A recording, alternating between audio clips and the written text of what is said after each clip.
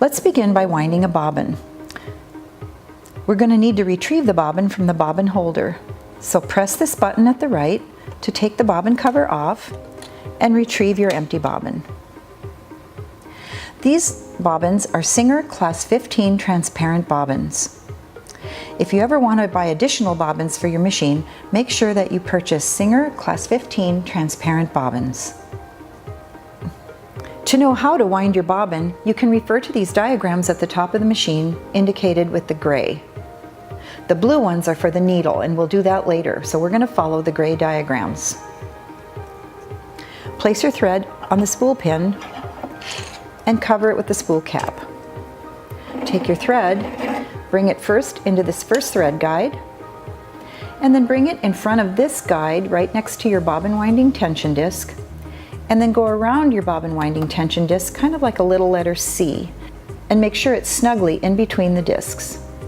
Bring your thread to the right to place it into the bobbin. You can refer to the diagram at the top of the machine as well. Place it in from the center, out through one of the holes, hold the thread tail, and place the bobbin down securely onto the bobbin winding spindle. As you hold the thread tail with your right hand, press the bobbin to the right and step on the foot control to begin winding.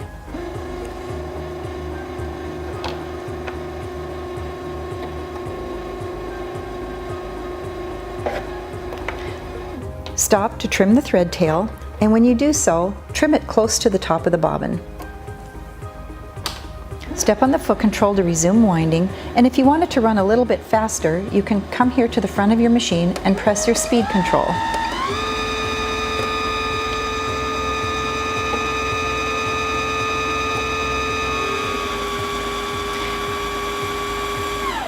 The bobbin will stop automatically when it's full, or you can take your foot off the foot control when you feel like you have enough thread for your project.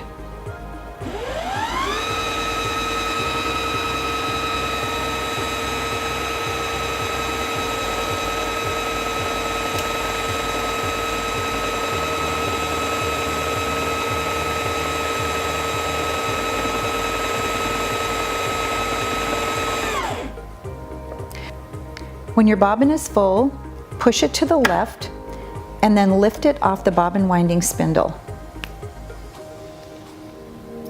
Trim the thread, and now you're ready to insert the bobbin into the bobbin holder. Now that our bobbin is wound, it's time to place it in the bobbin holder. To make sure you're placing it in the bobbin holder correctly, make sure that when you look at the bobbin, that your thread is coming off the top, off to the left, so that it almost looks like a small letter P. Place the bobbin in the bobbin holder and lightly pull the thread with your left hand to make sure that it's turning counterclockwise. Next, place your finger lightly on the top of the bobbin and bring the thread in front of this first guide. Follow the white arrow up to the white arrow U-turn, and then bring it forward again to the last white arrow and tuck it into this last guide. Hold the thread with your left hand, replace the bobbin cover, snap it in place, and then pull the thread to trim the tail. If you just wound a bobbin, the top of your machine probably looks like this.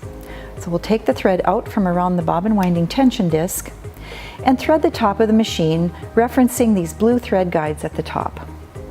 We'll take our thread, which is already in the first thread guide, and bring it into the second thread guide, down, around the U-turn, up to the right of the take-up lever, then bring it to the left and pull it forward so that the thread slips into the eye of the take-up lever, and then bring the thread down into the needle threading area.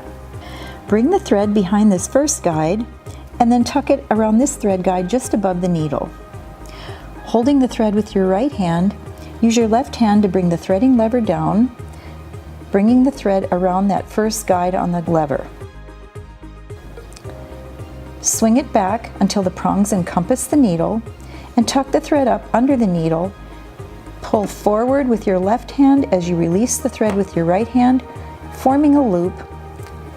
and then just pull the loop to finish threading the eye of the needle. Place the thread under the presser foot to the back, and now we're ready to sew. Now that our machine is threaded, we're ready to test the stitch to make sure that we threaded the machine correctly. First, engage your integrated even feed.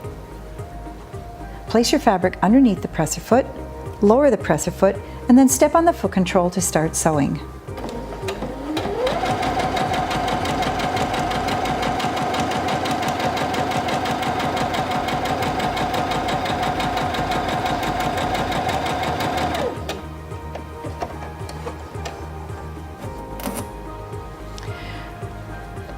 Our stitch looks good on the top and looks good on the back.